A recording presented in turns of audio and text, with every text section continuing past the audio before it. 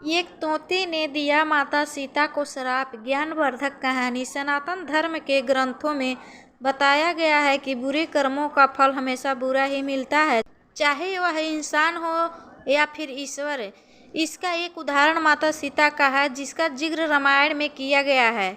इस कथा के अनुसार ये बताया गया है कि आखिर क्यों सीता माता और राजा राम को अलग होने का श्राप तभी मिल गया था जब वे एक दूसरे के गठबंधन में भी नहीं बंधे थे। इस कथा के अनुसार माता सीता एक तोते का श्राप मिला था, जिसकी वजह से उनको भगवान राम से अलग होना पड़ गया था। कथा के अनुसार माता सीता बालकावस्था में अपनी सहेलियों के साथ बगीचे में खेल रही थी। वहीं बगीचे में एक तोता का जोड़ा पेड़ पर बैठा था। तोता का जोड़ा भगवान राम और माता सीता के बारे में बातें कर रहा था। उनकी बातों को सुनकर माता का ध्यान उन पर गया। मादा तोता बोल रही थी कि अयोध्या के राजकुमार राम काफी प्रतापी राजा होंगे, उनसे माता सीता का विवाह होगा। तोते के मुख से भावी पति का नाम सुनकर माता सीता अचंभित हो गई। उन्हें अपने बारे में और जानने की इच्छा जागृत हुई, इसलिए उन्होंने अपनी सहेलियों से कहकर दोनों पक्षियों को पकड़ लिया और फिर उन दोनों से पूछा कि भविष्य के बारे में इतना ज्ञान कहाँ से प्राप्त हुआ।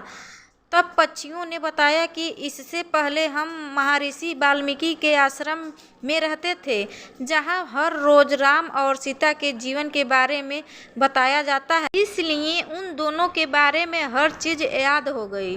सीता जी ने पक्षियों से कहा कि जिस जनक पुत्री सीता की तुम लोग बात कर रहे हो वह मैं ही हूँ। मुझे मेरे और राम के बारे में और भी बातें जाननी है।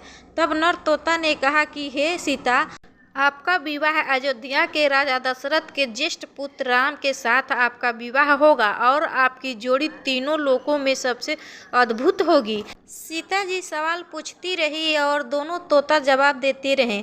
ऐसे में सीता जी प्रसन्न हो गई और कहा कि अब ये हमारे साथ ही यहाँ पर रहेंगे। लेकिन ये सुनकर तोता हैरान रह गया और उसने कहा कि हम पक्षी हैं, हमें पिंजरे में कैद ना करो। तोते ने इसके लिए बहुत याचना की। तब सीता जी ने नर तोते को छोड़ दिया, लेकिन मादा तोते को नहीं छोड़ा और कहा कि यह मेरे साथ रहेगी।